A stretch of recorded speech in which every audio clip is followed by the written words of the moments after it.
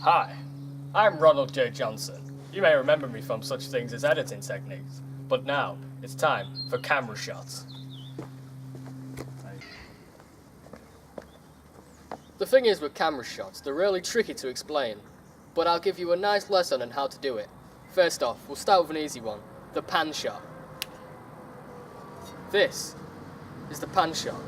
A pan shot, otherwise known as panning, is when the camera slowly turns around to show off a location. The pan shot is used to show off a location and set the scene and establish the location. Now, just like getting money at my ex-wife, this is a long shot. A long shot is a amount of a picture within the frame which roughly corresponds to the audience view of an area. A long shot is used to show an area which is around the character. Next, we have the close-up shots. We have close-up and extreme close-up. A close-up shot is usually a detailed view of a person or object without much context provided. A close-up is used to show a specific emotion on a character's face. An extreme close-up shot. This is a shot of an actor very close up, usually focusing on one part of his body, like his eyes or mouth. This is used to create tension or create intimacy within a scene. And this is the Dutch tilt shot, with less clocks. The canted shot or tilted shot is purely a mid shot that has been tilted. It is used to show that something is not right in the world and it is unbalanced. This shot is regularly used in film noirs. This is the point of view shot. The shot is very self-explanatory. It is any shot which is taken from the vantage of the character in the film. It is also known as the first-person camera. It is purely used to show the point of view from the character in the film. Now, for a shot all the ladies call me, the master shot. A master shot. This is an uninterrupted single shot, usually taken from a long range, which contains the entire scene. Other shots will later be put over this shot. Now, last but not least, the two shot.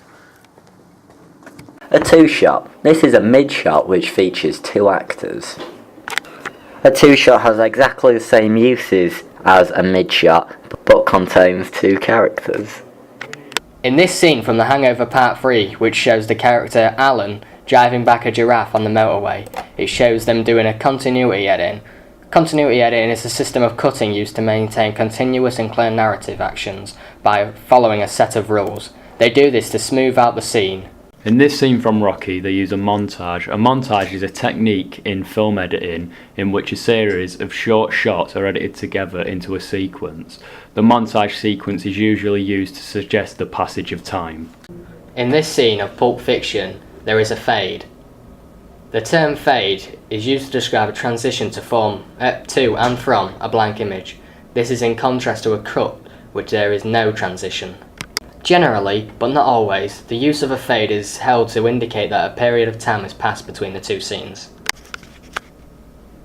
In this episode of Game of Thrones, we see the use of a reaction shot. A reaction shot is a shot which cuts away from the main scene in order to show a reaction of a character to the main scene. The logic of a reaction shot is that the emotional reaction from the actor being depicted will either advance the story, reveal a character's traits. High key lighting is used to create very bright shots. These shots will normally be used in comedies or musicals because of their happy nature. They usually have very, very few shadows in the shot as well. Low key lighting. Low key lighting is usually used in horror films or film noirs. This lighting creates very dark shots and uses heavy shadows. This creates suspense, eeriness, and even Diegetic and non-diegetic sound. Diegetic sound is sound within the shot that the characters in that shot can hear, and non-diegetic sound is sound that is added after, usually in editing. Diegetic and non-diegetic sound is used to advance the narrative. Cross-cutting is an editing technique most often used in films to establish action that are occurring at the same time in two different locations, like this scene from Inception. Suspense may be added through the cross-cutting as it builds expectations that it creates with hopes that it will be explained in the time of the cross-cutting. Cutting is a normal editing technique used to swap between shots. Examples of these are the shots we've seen from Lord of the Rings and Sherlock Holmes. These are used to make smooth transitions between different shots.